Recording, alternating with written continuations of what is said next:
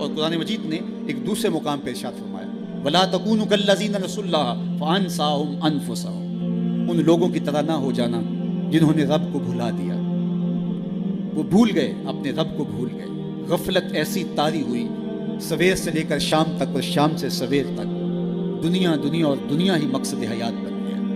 دنیا میں آئے کس لیے تھے، مقصد کیا تھا، بھول گئے۔ میلہ دیکھنے کے لیے آئے تھے، گھر کا راستہ بھول گئے۔ اللہ اکبر۔ تو فرمایا تم ان لوگوں کی طرح نہ ہو جانا۔ پھر اللہ نے انہیں سزا کیا دی، رزق کے دروازے بند کر دیے؟ نہیں۔ ان کی سانسیں چھین لی؟ نہیں۔ سورج کو حکم دے دیا اس کے آنگن میں روشنی نہ بھیجنا؟ نہیں۔ چاند کو چاندنی بکھیرنے سے روک دیا؟ نہیں۔ آب و ہوا روک دی گئی؟ نہیں۔ انہیں کیا سزا ملی جنہوں نے رب کو بھلا دیا؟